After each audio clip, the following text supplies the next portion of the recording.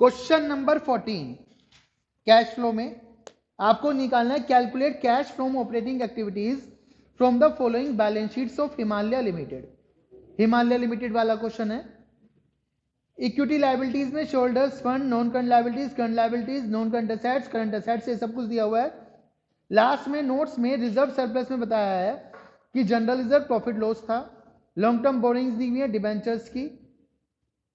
Fixed assets दी हुई हैं। Fixed assets में बेटा मशीनरी दी हुई है और प्रोविजन फॉर डेप्रिसिएशन दिया हुआ है। एट लास्ट आपको बोला हुआ है rate of interest on investment 8% per annum है। इसके अलावा एडिशनल डिबेंचर्स जो भी इशू करे हैं 1 अप्रैल 2017 को करे हैं और एडिशनल इन्वेस्टमेंट जो भी की हैं वो 1 अप्रैल 2017 को की हैं। आपको क्या निकालना है यहाँ पे कैश फ्रॉम ऑपरेटिंग एक्टिविटीज निकालना है। ऑपरेटिंग एक्टिविटीज के लिए आपका एक परफॉर्मा पहले से ही बना हुआ है, इसी में हम जो भी एड लेस हैं आइटम्स को कर लेंगे। क्वेश्चन को कैसे देखें, क्वेश्चन को देखिए बहुत आसानी से हमें समझ में आना चाहिए। यदि हम क्वेश्चन स्टार्टिंग से शुरू करते हैं तो यहाँ पे देखना है कि किस किस आइटम के सामने नोट्स दिए हुए हैं, ज्यादा डिटेल दी है तो नोट्स जरूर पढ़ लें। सबसे पहले दिया हुआ है शेयर कैपिटल, कोई नोट नंबर नहीं है। बुक में ध्यान से देखिए 18 की बैलेंस शीट है पहले आपकी बुक में और फिर 17 की है बैलेंस शीट, ठीक है। Share capital last year 3 lakh की थी, इस बार 4 लाख की होगी। 1 लाख की शेयर कैपिटल बढ़ी। फाइनेंसिंग एक्टिविटी में जाएगा, कहां जाएगा? आपको यहां केवल ऑपरेटिंग बनानी है तो हम नहीं लिख रहे। रिजर्व सरप्लस का नोट नंबर दिया हुआ है, नोट पे आ जाइए। नोट नंबर जो 1 दिया हुआ है उसमें लिखा है कि जनरल रिजर्व भी था और प्रॉफिट लॉस बैलेंस भी दिया हुआ है। तो इस नोट का इस्तेमाल हम यहां पर करेंगे। कैसे करेंगे? सबसे पहले प्रॉफिट ड्यूरिंग ईयर। कैसे निकलेगा profit during year? Last year का 20 था, profit during the year 50 minus के 20,000 दिए हुए हैं, ध्यान रखने वाली बात। तो जो प्रॉफिट हो गया है वो हो गया 70,000। कैसे? -20 से +50 पे गए हैं, या फिर दूसरे तरीके से देखिए ये 50 में से 20 माइनस करना है और 20 ऑलरेडी किस चीज का है? माइनस का है। तो क्या हो गया? माइनस माइनस प्लस 70,000 हो गया। जनरल रिजर्व आपका लास्ट ईयर था 1 लाख, इस बार हो गया 120। ऐड कर दीजिए ट्रांसफर टू जनरल रिजर्व। 1,20,000 हो गया है, पहली साल था 1 लाख का तो 20,000 ऐड हो गया। इसके बाद आपको क्या दिया गया है? Long term borrowings. Long term borrowings का नोट दिया गया। लॉन्ग टर्म बोरिंग्स है 9% डिबेंचर्स। लास्ट ईयर जो डिबेंचर थे 1 लाख के थे, इस बार जो डिबेंचर हुए हैं 1,50,000 के हुए हैं। फर्स्ट ऑफ ऑल डिबेंचर्स यदि आप इशू कर रहे हैं तो वो जाएगा फाइनेंसिंग एक्टिविटीज में। कहा जाएगा? Financing activity. यहां पे एक चीज और दी हुई है 9% रेट दिया हुआ है इंटरेस्ट का। क्या दिया हुआ है? इंटरेस्ट का रेट 9% डिबेंचर्स। इस 9% के देने का आपको ऑब्जेक्टिव ये है कि इस पर आपको क्या करना है? कैलकुलेट इंटरेस्ट कैलकुलेट करना है। आपने एनपीओ किया था लास्ट ईयर, फाइनेंशियल स्टेटमेंट बनाए थे, वहां पर भी आप क्या करते थे? इस तरह से परसेंटेज दी होती थी, इंटरेस्ट कैलकुलेट करते थे। तो यहां पर भी आपको क्या करना है? इंटरेस्ट कैलकुलेट करना है। अब बात ये आती है कि सर इंटरेस्ट किस पे कैलकुलेट करना है, 150 पे या 1 लाख पे? तो हमें इस साल का पूरे टोटल इंटरेस्ट कैलकुलेट करना है। 1 लाख तो लास्ट ईयर भी थे, इस साल भी थे। वो 50,000 जो हमने इशू करे हैं वो कब इशू किए हैं, क्वेश्चन यहां पे आता है। तो यहां पे तो एडजस्टमेंट में दिया हुआ है additional debentures were issued on 1 अप्रैल 2017। 1 अप्रैल 2017 को इशू कर दिए, मतलब कि इस ईयर के स्टार्टिंग में हमने इशू कर दिया था। तो पूरे के पूरे 150 पर इंटरेस्ट लगेगा। कितने पे लगेगा? 150 पे। 1,50,000 का 9%। ठीक है। यहां देखिए इंटरेस्ट ऑन डिबेंचर्स, यहां पे आ जाए 1,50,000 का 9%। ओके, कैलकुलेट कर लेंगे, प्लस कर देंगे। फिर इसके बाद क्या दिया हुआ है आपको? लॉन्ग टर्म बोरिंग्स के बाद करंट लायबिलिटी में ट्रेड पेबल्स दिया हुआ है। ट्रेड पेबल्स लास्ट ईयर था 60 का, इस बार हो गया 40 का।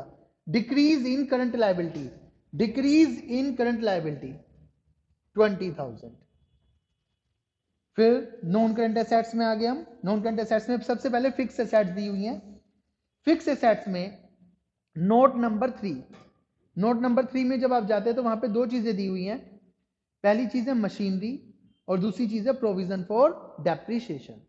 ठीक है, मशीनरी लास्ट ईयर थी 440 की, फिर हो गई है 7 लाख, और provision for depreciation last year था 1,10,000 का, और इस बार प्रोविजन फॉर डेप्रिसिएशन हो गया 1,50,000 का। ठीक है, हमें डेप्रिसिएशन पता करनी है। यहां से क्या पता करनी है? डेप्रिसिएशन। वैसे जब प्रोविजन फॉर डेप्रिसिएशन अकाउंट आपको दिया हो तो यहां से सीधे सीधे आपको पता चल रही है कि जो डेप्रिसिएशन लगी है वो कितनी लगी है, 110 से 150 हो गई। कितनी इंक्रीज हुई है इस बार? 40,000 की। तो डेप्रिसिएशन आप सीधा सीधा लिख सकते हैं 40,000। इसके बाद नॉन करंट इन्वेस्टमेंट्स दी हुई हैं। नॉन करंट इन्वेस्टमेंट्स में नोट नंबर दिया हुआ है आपको। लास्ट ईयर 40 की थी, इस बार 50 हो गया। नोट में क्या लिखा हुआ है? इंटरेस्ट ऑन इन्वेस्टमेंट मिला है 8% पर एनम। क्या मिला है? 8% पर एनम। यहां पर भी 8% किस लिए दिया है? इंटरेस्ट कैलकुलेट करने के लिए, और इंटरेस्ट को फिर यहीं पर ट्रीट करना है। कैसे? अभी तुम्हें इंटरेस्ट ऑन इन्वेस्टमेंट मिला है, उसकी वजह से प्रॉफिट इंक्रीज हो गया होगा, बट ये नॉन ऑपरेटिंग है। क्या है? Non operating. ये इन्वेस्टिंग एक्टिविटीज में जाएगा। कहां जाएगा? इन्वेस्टिंग में। तो यहां पर ऑलरेडी प्लस है, उसमें से क्या कर देना आपको? माइनस कर देना। Interest on investment. अब किस पे करें हम कैलकुलेट? 40,000 पे करें या 50,000 पे? तो बेटा यहां पे फिर एडिशनल इंफॉर्मेशन में दिया है, एडिशनल इन्वेस्टमेंट जो 10,000 की एक्स्ट्रा इन्वेस्टमेंट है वो हमने 1 अप्रैल 2017 को परचेज कर ली थी। तो पूरे के पूरे 50,000 पर इंटरेस्ट मिलेगा। कितने पे मिलेगा? 50,000 पे। तो 50,000 का 8% आपको पूरे ईयर का कैलकुलेट करके यहां पे लेस करना है। ठीक, इसके बाद दिया हुआ है करंट एसेट्स। करंट एसेट्स में सबसे पहले दिया ट्रेड रिसेबल्स। ट्रेड रिसेबल्स आपको लास्ट ईयर थे 114 के, और इस बार हो गए 83 के। ठीक है, ये हो गए 31,000 डिक्रीज हो गए। 31,000 डिक्रीज हो गए करंट एसेट्स, यहां पे आ जाएंगे आपकी। Cash and cash equivalent cash flow में सबसे लास्ट में जाता है, तीनों एक्टिविटीज के बाद में, नेट चेंजेस के बाद में।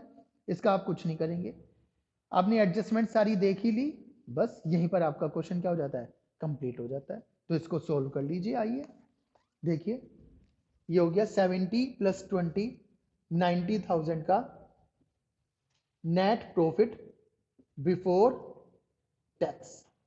नेट प्रॉफिट बिफोर टैक्स को आप 90,000 को यहां पर लिख देंगे। बस यहां पर अमोर्टाइजेशन थी, और ये इंटरेस्ट ऑन इन्वेस्टमेंट और इंटरेस्ट ऑन डिबेंचर्स था। ठीक है, कैलकुलेट कर लीजिए। ये आ गया 13,500, ये आ गया आपका 4,000 का माइनस का। इससे आ जाएंगे आपके operating profit before working capital changes. यहाँ पे 31,000 आपके प्लस के हैं, और ये 20,000 किस चीज के हैं? माइनस के हैं। ये आ जाएगा आपका कैश फ्रॉम ऑपरेटिंग एक्टिविटी। कितना आ गया? Operating profit before working capital changes 1,39,500, और कैश फ्रॉम ऑपरेटिंग एक्टिविटीज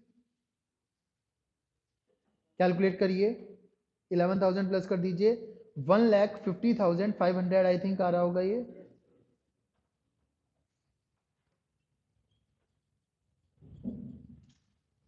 इस तरह से जब फुल फ्लैश क्वेश्चन दिया हो तो आप क्या कर लेंगे? अपना cash from operating activities calculate कर लेंगे। ये वर्किंग नोट में आपका बनेगा, वर्किंग नोट में। ठीक है, आपको ये कैलकुलेट करना है नेट प्रॉफिट बिफोर